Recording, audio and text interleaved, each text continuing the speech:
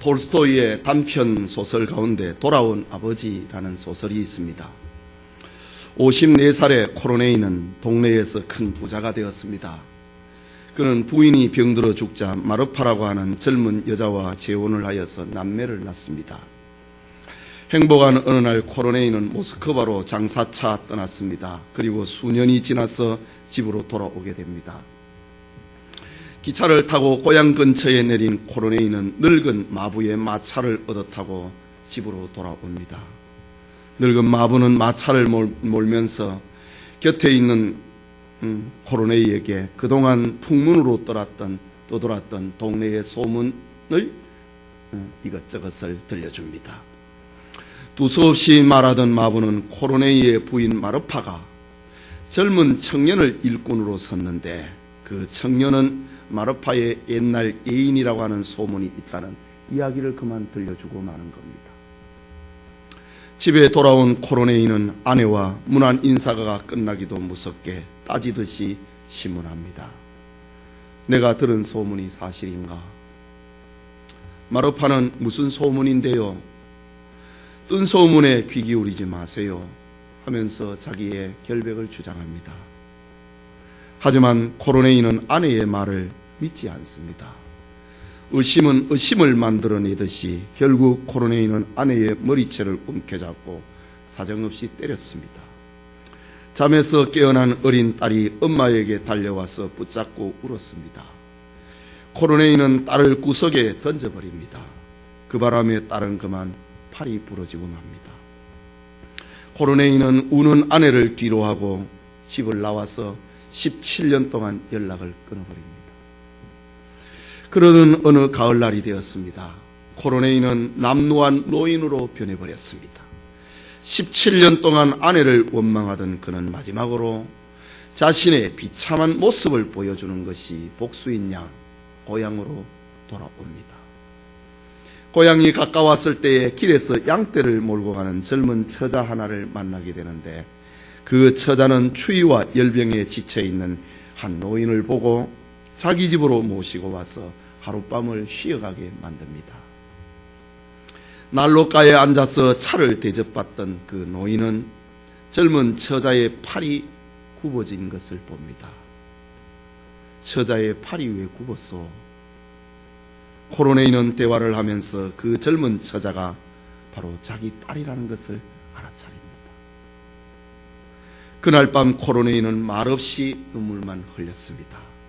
다음날 아침에 코로네이는 자신의 신분을 밝히지 아니하고 딸의 집을 나와서 아내가 있는 집으로 향합니다. 코로네이는 지난날 자기 집의 문을 두드리면서 젊고 아름다웠던 아내 마르파를 생각합니다. 그런데 문이 열리고 자기를 맞이하는 사람은 초라한 할머니로 변해버린 아내입니다. 코로네이는 할머니가 되어버린, 초라한 할머니가 되어버린 아내를 보면서 복수심과 분노는 사라져버리고 맙니다. 자기의 초라하고 병들어 있는 모습을 보여주면서 복수를 하려고 했는데 그의 아내마저 초라한 모습이 되었기 때문에 복수심이 사라져버립니다. 마르파 역시 문 앞에 서 있는 노인이 17년 전에 자기를 버리고 떠나가 버린 남편임을 알아차립니다. 그러나 마르파는 모른 척하고 문을 닫아버립니다. 아내의 차가운 모습에 코로네이는 지나가는 거지처럼 아무 말도 하지 못하고 뒤돌아섭니다. 그리고 착하고 젊은 처자의 집에서 하룻밤을 더 묵게 됩니다. 코로네이는 그 젊은 처자에게 말합니다. 아카시아, 이제 죽고 싶어. 나를 용서해줘. 그리고 어머니에게 가서 전해줘. 어제 그 늙은이가 용서받으러 왔다고. 이런 말 앞에 딸이 말합니다. 할아버지, 저희 어머니를 아세요? 그날 밤에 코로네이는 세상을 떠납니다. 한편 남편을 쫓아보낸 마르파는 밤새 잠을 이룰 수가 없었습니다. 내가 너무했지. 그분에게 용서를 빌고 용서해 주자. 그리고 집에 모셔와서 모든 죄를 털어버리자. 이런 생각을 하면서 이런 아침이 되었습니다. 마르파는 지팡이를 잡고 남편이 갈 만한 길을 따라서 나섰습니다. 한참 걷던 중에 딸의 집 근처에 왔을 때에 사람들의 수군거리는 소리를 듣습니다. 전에 부자였던 코르네이가 그 뒤로 돌아와서 딸의 집에서 죽었다네 라는 소문입니다. 이 소설의 마지막 문구는 이렇게 끝납니다. 이제 세상에는 그녀가 용서해야 될 사람도 또 그녀에게 용서를 구할 사람도 없다. 코르네이의 엄숙하고 평화로운 얼굴은 그가 그녀를 용서했는지 아니면 여전히 분노에 쌓여 있는지 알 길이 없다. 모르겠다. 라는 걸로 소설은 끝이 납니다. 이 글을 쓴 톨스토이는 돌아온 아버지라고 하는 소설을 통하여서 용서의 기회를 놓쳐버린 인생의 쓸쓸한 모습을 아쉬워하는 그런 글입니다. 여러분, 오늘 우리는 성경에서 기독교회의 가장 위대하고 아름다운 단어인 용서라고 하는 말씀에 대해서 우리에게 들려줍니다. 이 시간 몇 번이나 용서하리요? 라는 제목으로 하나님의 말씀 받고자 합니다. 말씀을 듣는 우리 모두에게 하나님의 은혜 주심이 있기를 소원합니다. 첫째로 용서는 기독교의 복음입니다. 읽은 21절을 봅니다. 그때에 베드로가 나와 가로되 주여 형제가 내게 죄를 범하면 몇 번이나 용서하여 주리까? 7번까지 하오리까? 라고 베드로에 묻는 장면이 나옵니다. 당시 이스라엘의 랍비, 이스라엘의 선생들은 형제가 죄를 범하면 3번까지는 용서해 주어라 라고 가르쳤습니다. 그런데 베드로는 사랑과 자비와 긍휼이 많으신 예수님의 제자가 되었음인지 예수님께 묻습니다. 형제가 내게 죄를 범하면 7번까지 용서해 줄까요? 라고 묻는 겁니다. 그러자 예수님은 7번이 아니라 70번씩 7번이라도 용서해 주어라 라고 말합니다. 여기 70번씩 7번이라고 하는 이 말은 단순히 490번이라고 하는 그런 수학적인 의미보다는 횟수의 제한이 없는 무한한 용서를 가리키고 있는 말입니다. 그렇다면 예수님이 가르쳐주고 계시는, 예수님이 들려주고 계시는 용서라는 것이 무엇일까? 예수님은 제자들에게 용서에 대해서 비유적인 말씀 하나를 들려주고 있습니다. 어떤 나라에 한 임금이 있었다고 합니다. 그 임금이 자기의 종들과 결산하는 일이 시간이 되었습니다. 비유에서 임금은 하나님을 가리키는 것이고 종들은 노예라기보다는 관리들을 의미합니다. 그런데 임금의 관원 중에 1만 달란트의 빚을 진 사람이 있었습니다. 1만 달란트라고 하는 것은 가치로 환산할 수 없는 천문학적인 금액입니다. 한 달란트가 금 34kg. 그 1만 달란트라고 하는 것은 뭐 금을 저장해 놓은 창고하고 비슷합니다. 한 인간이 도저히 갚을 수 없는 금액을 말합니다. 율법에는 자기가 갚지 못하는 부채를 갚지 못하면 그 몸을 노예로 팔리게 하라고 하는 그런 엄한 메시지가 있습니다. 임금은 그 관원에게 어서 내 빚을 갚으라고 명령했습니다. 그러나 관원은 갚을 길이 없고 갚을 방법이 없습니다. 그러자 율법에 따라서 임금은 이 몸과 그 처와 자식들을 모두 팔아서 내 빚을 갚도록 하라 라고 호령합니다. 그러자 그 관원은 엎드려서 떱니다. 절을 하면서 좀 기다려달라고 말합니다. 하지만 빚진 자는 기다려주고 시간을 준다고 할지라도, 자신이 가지고 있는 모든 것을 판다 할지라도 1만 달란트의 빚을 갚을 길은 없는 겁니다. 임금도 그 관원이 전 인생을 다 들여도 빚을 갚지 못한다는 사실을 잘 알고 있습니다. 이것은 인간의 힘이나 인간의 노력이나 재물이나 지식이나 재능으로 결코 처리할 수 없는 큰 죄를 가리키고 있는 말입니다. 임금은 자기 앞에 떨고 있는 관원이 불쌍했습니다. 임금은 그 관원의 모든 빚을 면제해 줍니다. 그는 임금으로부터 평생토록 잊지 못할 은혜를 입은 사람이 되었습니다. 그런데 잠시 후에 참으로 놀랍고 이상한 일이 벌어졌습니다. 1만 달란트 빚을 탕감받은 관원이 궁궐을 나와서 자기 집으로 돌아옵니다. 그 관원은 자기에게 빚진 동무 하나를 길에서 만나는데 그를 잡아들인 겁니다. 그 동무는 100데나리온의 빚을 친구에게 졌습니다.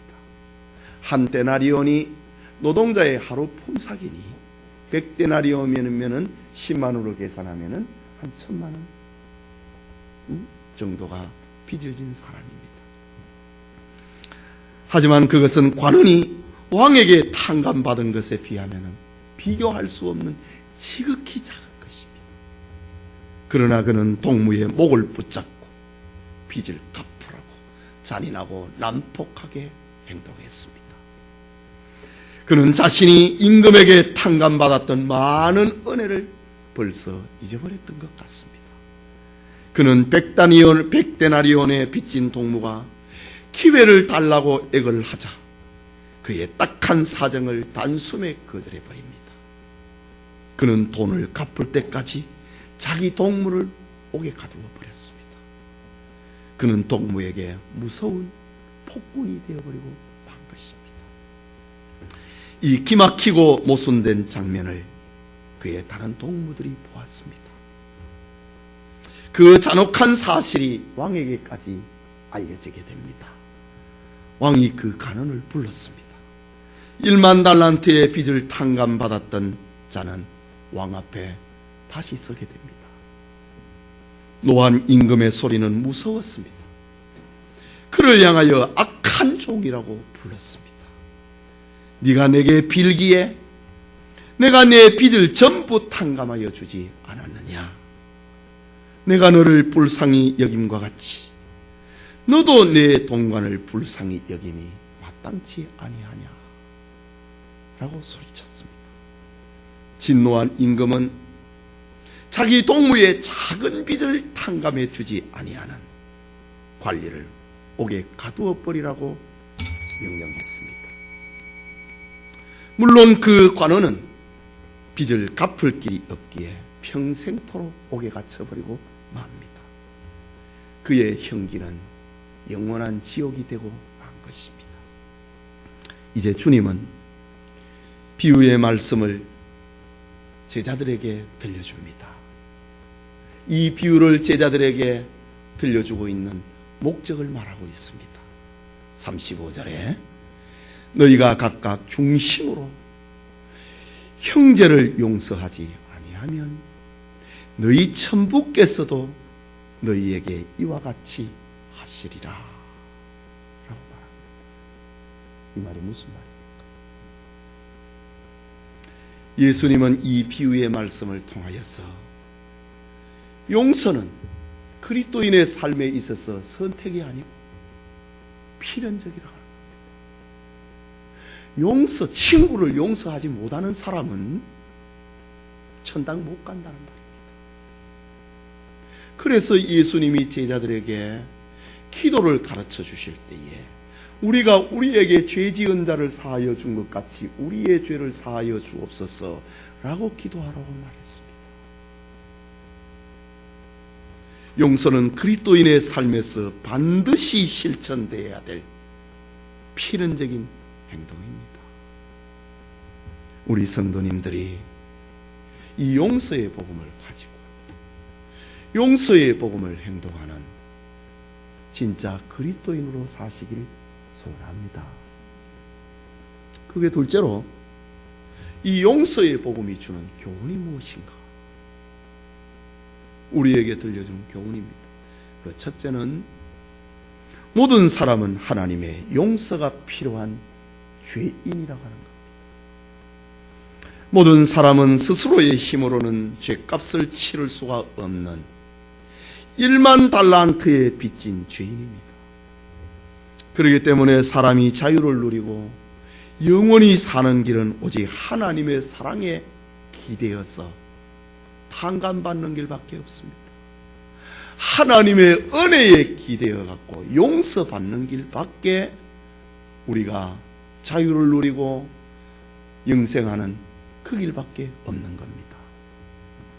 그래서 다윗은 시편 14편 2절과 3절에 여호와께서 하늘에서 인생을 굽어 살피사 지각이 있어 하나님을 찾는 자가 있는가 보려 하신즉 다 치우쳤으며 함께 더러운 자가 되고 선을 행하는 자가 없나니 하나도 없도다.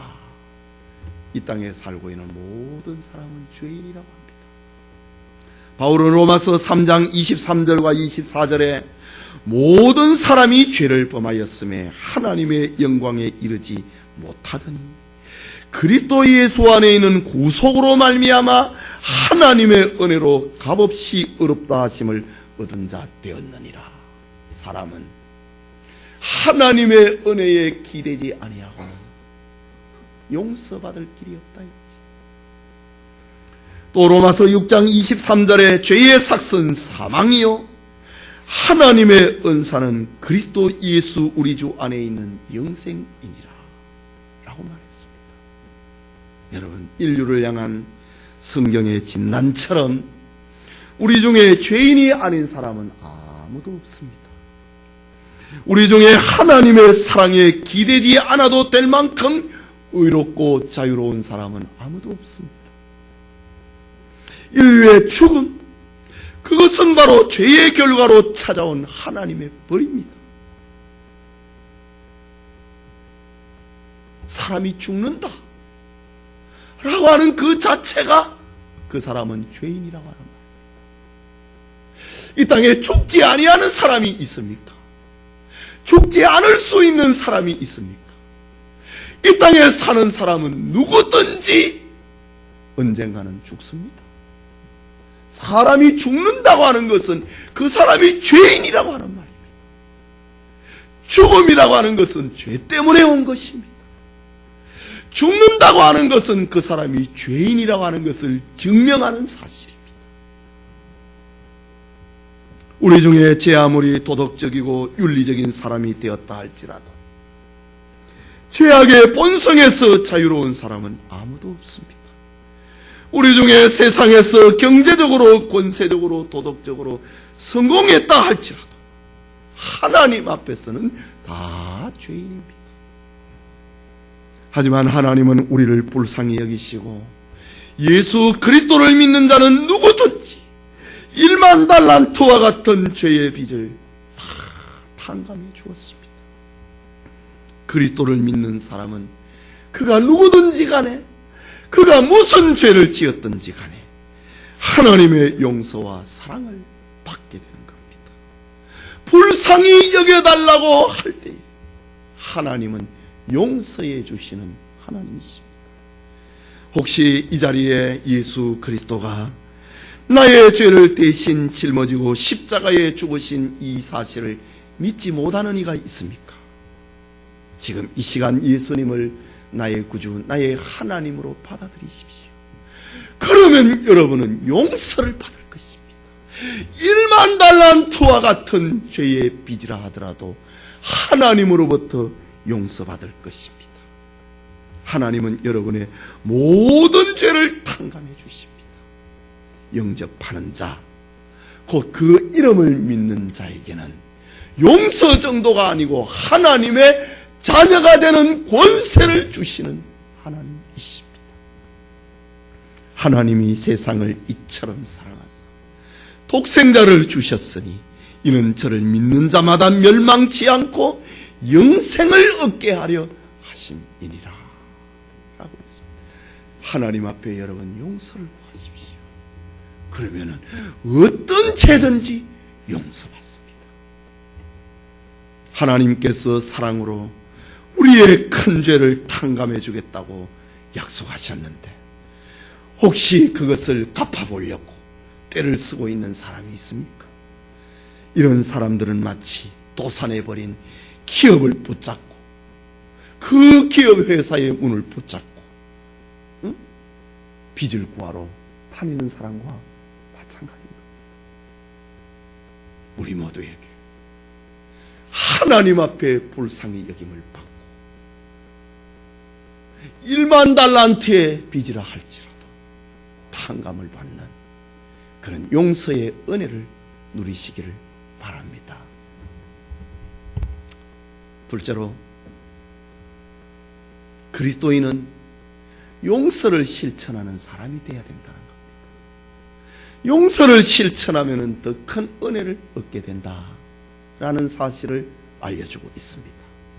엄청난 빚을 탕감받은 사람은 마땅히 다른 사람에게 은혜를 베풀어야 됩니다. 22절에 말씀하시기를 예수께서 가라사대 내게 이르노니 7번뿐 아니라 70번씩 7번이라도 할지니라 라고 했습니다. 33절에는 내가 너를 불쌍히 여김과 같이 너도 내 동관을 불쌍히 여김이 마땅치 아니하냐 라고 말씀했습니다. 물론 예수님의 말씀은 수학적인 의미가 아닙니다. 주님의 말씀은 완전한 용서, 영원한 용서를 말하고 있는 겁니다. 하나님이 우리의 이룰 셀 수 없는 큰 죄를 용서해 주었듯이 우리는 인간관계에서 벌어지는 이웃의 죄를 용서해 주어야 됩니다. 혹 우리 중에 누군가는 생각하기를 죄를 반복해서 짓는 자에게 용서를 계속하면은 그에게 타성이 생기고 그로 인하여서 그 사람이 더 깊은 죄에 빠질 것이라고 가정을 하고 용서하지 않는 자가 있습니까? 우리의 용서가 계속될 동안에 성령이 그 사람 속에 역사한다는 사실을 잊지 말길 바랍니다. 우리 중에 누군가는 이웃의 죄를 계속해서 용서하면은 용서해 주는 사람만 손해를 본다고 하는 생각하는 이가 있습니까? 그러나 어떤 범죄로 상처를 받은 경우라 할지라도 용서하는 사람은 그 마음의 상처를 그래도 줄일 수가 있습니다. 용서하지 못할 때에 그 사람은 더 많은 상처를 받게 됩니다. 그렇다면 용서는 상처받은 피해자 자신을 위해서도 해야 하는 것입니다. 주님은 우리에게 용서를 통하여서 우리가 위로를 받고 주님은 우리에게 용서를 통하여서 기쁨과 행복을 회복하기를 원하시는 겁니다. 요셉은 자기에게 씻을 수 없는 죄를 범한 형들에게 용서와 위로 그리고 축복의 떡을 먹여줍니다. 창세기 45장 4절과 5절에 나는 당신들의 아우 요셉이니 당신들이 애굽의 판자라. 당신들이 나를 이곳에 팔았으므로 근심하지 마소서. 한탄하지 마소서. 하나님이 생명을 구원하시려고 나를 당신들 앞서 보내셨나이다 라고 합니다. 요셉은 용서를 통해 가지고 하나님의 구원의 섭리를 받아들입니다. 형님들, 내가 미워서 나를 팔았지요. 나를 판 걸로 인해서 자책하지 말고 근심하지 말고 한탄하지 마십시오. 하나님이 생명을 구원하려고 나를 이 애굽 땅에 먼저 보낸 겁니다. 요셉은 용서를 통해 가지고 하나님의 사랑을 실천하고 있는 겁니다. 하나님의 구원의 섭리를 받아들이고 있는 겁니다. 요셉이 형들을 용서하기 전에 야곱의 12 아들들이 어땠습니까? 서로 경쟁 관계 있고 서로 시기하고 질투했습니다. 야곱의 12 아들은 이스라엘의 12지파를 형성을 하는, 이스라엘 민족을 형성을 하는 근간입니다. 그런데 요셉의 오늘 이 용서의 사건을 통하여서 상처나고 금가버린 야곱의 가문을 회복하고 있는 겁니다. 주님께서도 그 앞에 있는 즐거움을 위하여 십자가를 참으셨다고 했습니다.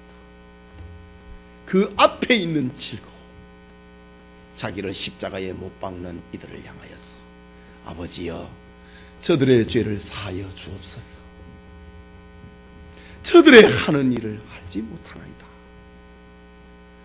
지금 그 앞에 있는, 장차 주님 앞으로 돌아올 그 앞에 있는 즐거움을 생각하고 예수님은 십자가를 참았다 라고 히브리서 12장 2절에 기록합니다.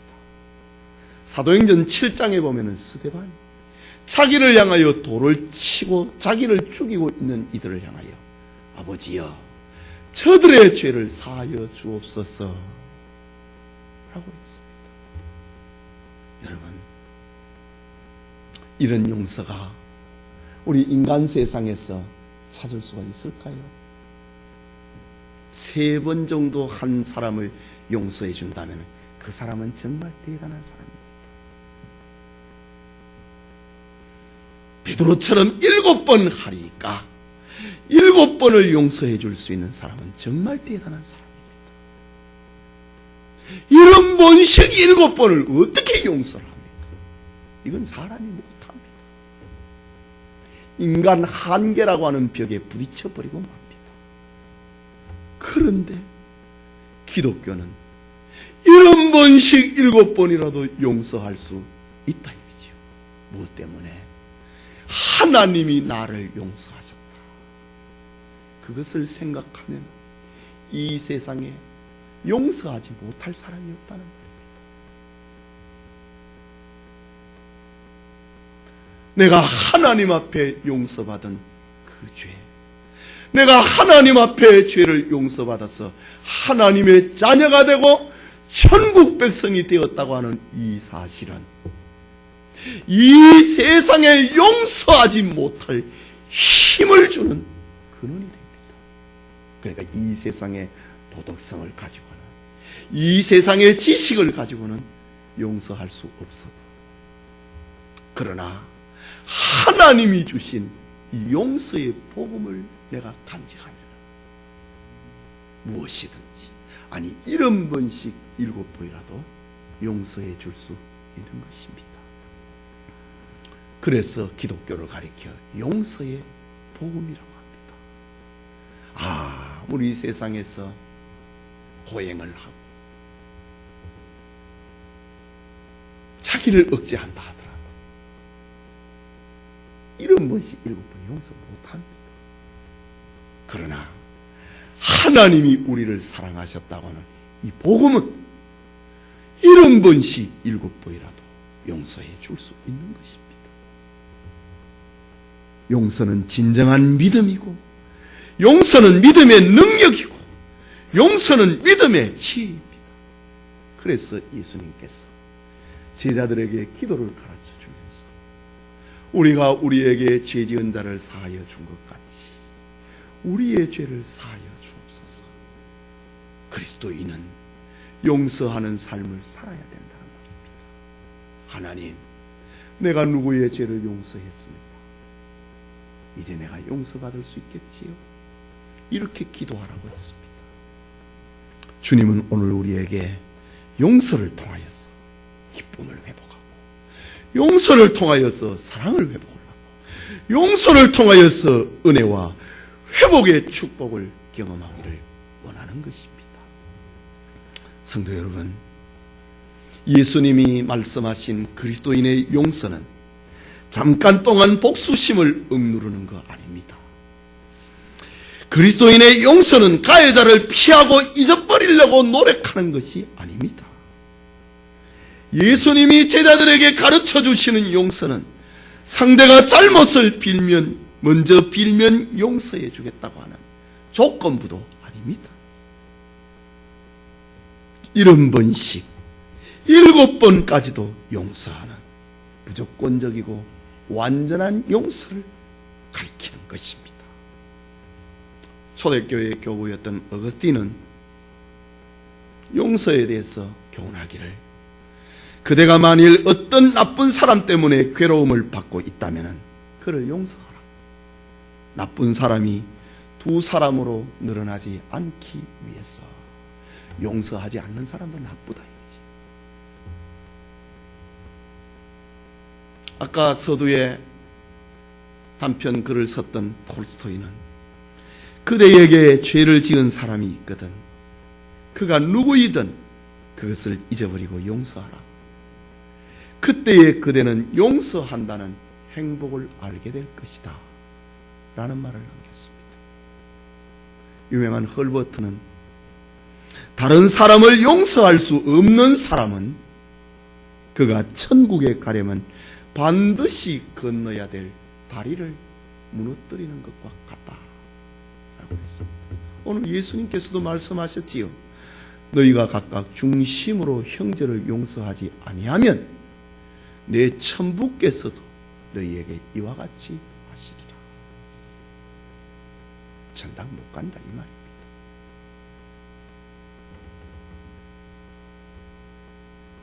우리 모두는 하나님 앞에 1만 달란트의 빚을 진 죄인들이었습니다. 그러나 우리는 주님으로부터 그 모든 죄를 다 탕감받았습니다. 그뿐만 아니라 우리는 하나님의 자녀가 되었습니다. 우리는 용서의 복음에 한없이 빚을 진 사람이 되었습니다. 그 주님께서 너희가 각각 중심으로 형제를 용서하라 고 말씀하십니다.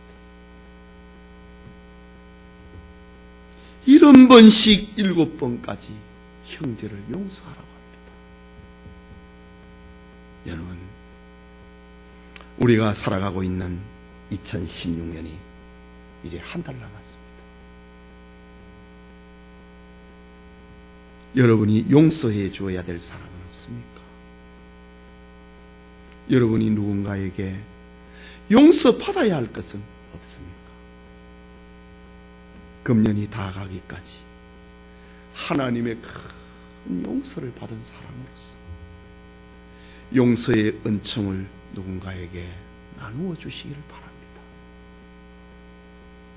톨스토이의 돌아온 아버지라는 소설에서처럼 용서의 기회를 놓쳐버리고 슬퍼하고 후회하는 인생이 되지 않기 위해서 말입니다.